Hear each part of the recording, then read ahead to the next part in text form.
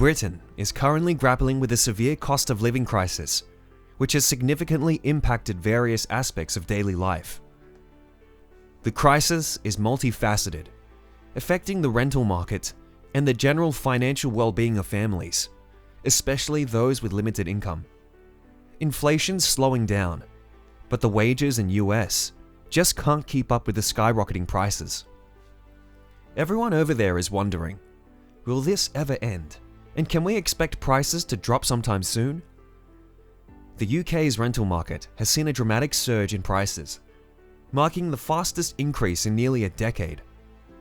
This spike in rental costs is a critical concern for tenants across the nation.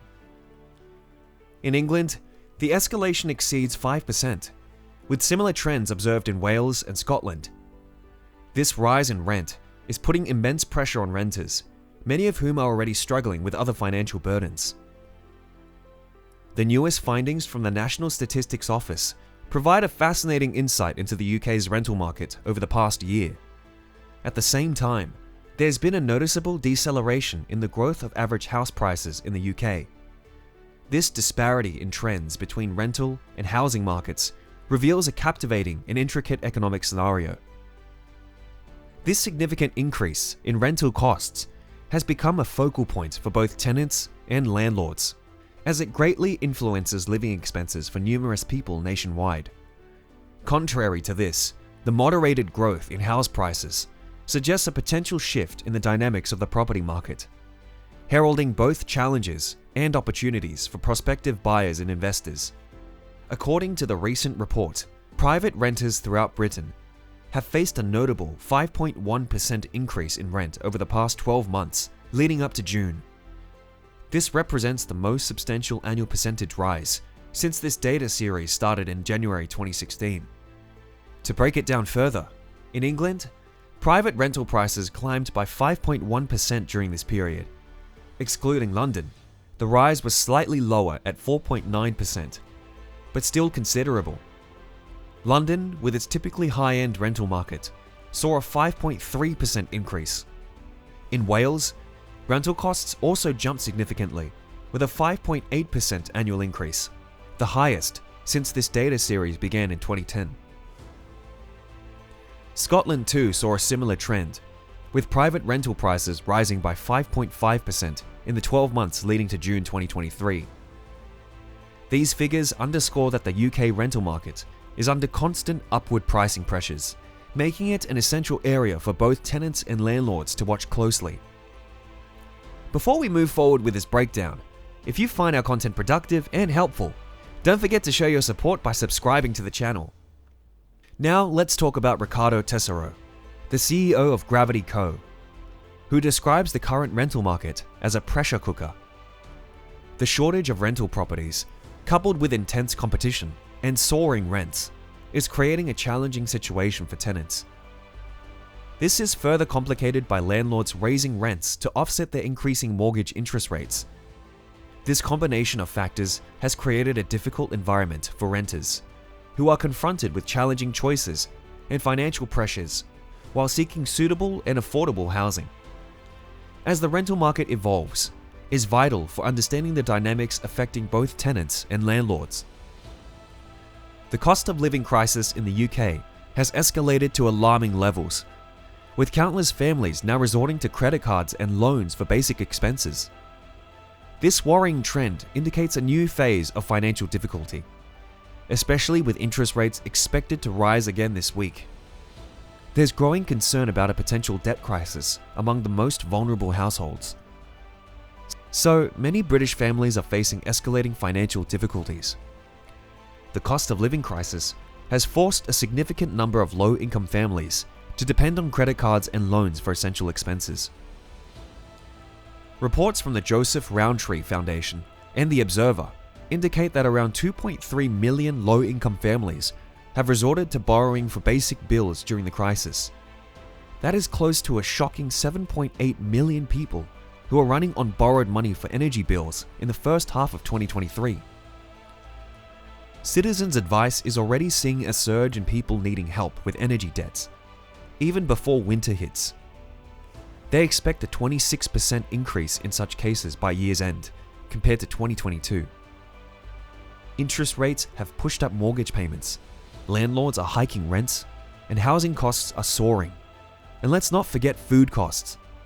They're rising way faster than wages.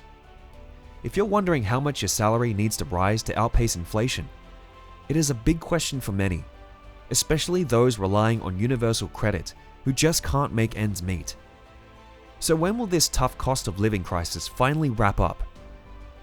Well, there's a bit of hope on the horizon. With wages climbing and inflation slowing, some say the end of the cost of living crisis is near. But let's face it, the damage has been done. The Office for Budgetary Responsibility has a sobering forecast. They're predicting a 3.5% drop in living standards by 2024 to 2025.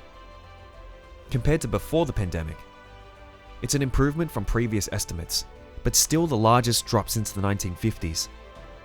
Unfortunately, the reliance on credit has led to a worrying accumulation of debt among low-income households. The burden of unsecured debts, including credit cards, overdrafts, and personal loans, has reached alarming levels. The debt crisis is particularly acute for these households, with many falling behind on at least one essential bill. The unavailability of loans to millions in this demographic exacerbates their financial challenges. Of course, both issues of the rental market and financial hardships among families are also interlinked. The rising rental costs add to the financial strain on families, many of whom are already struggling to make ends meet. This situation is creating a cycle of financial distress, where increased living costs lead to higher debts, which in turn compound the difficulty in affording essential expenses. Addressing Britain's cost of living crisis requires comprehensive and multifaceted solutions. Policymakers and stakeholders must collaborate to develop strategies and alleviate the financial strain on both tenants and landlords, as well as provide support to families grappling with debt and financial instability.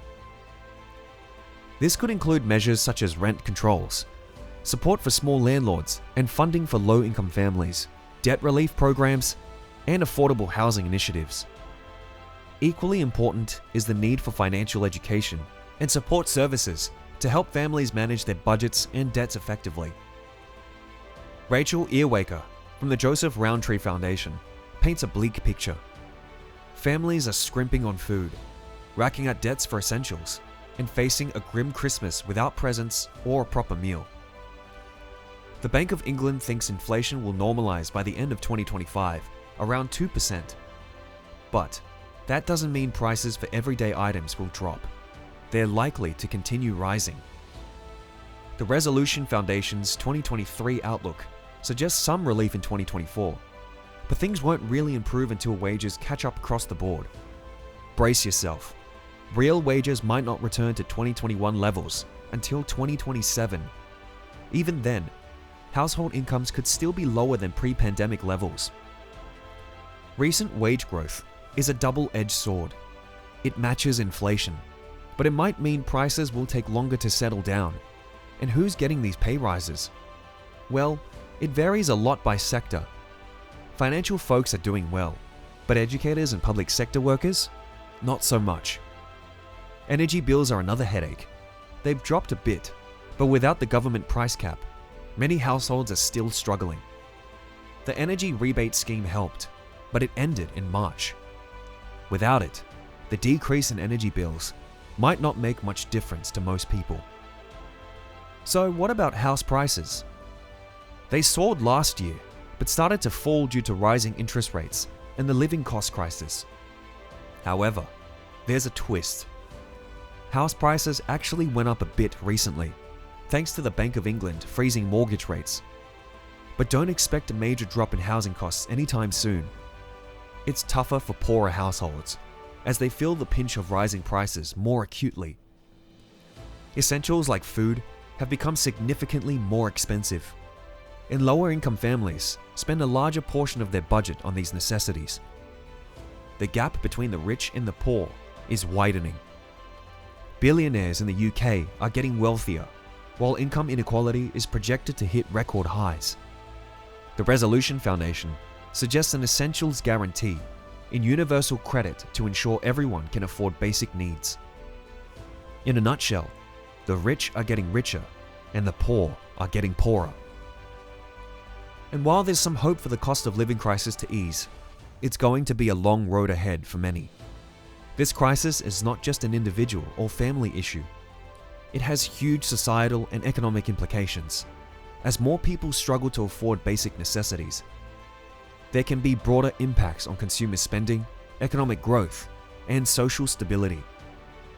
The increasing financial strain can lead to higher rates of poverty, homelessness, and mental health issues, further exacerbating the crisis.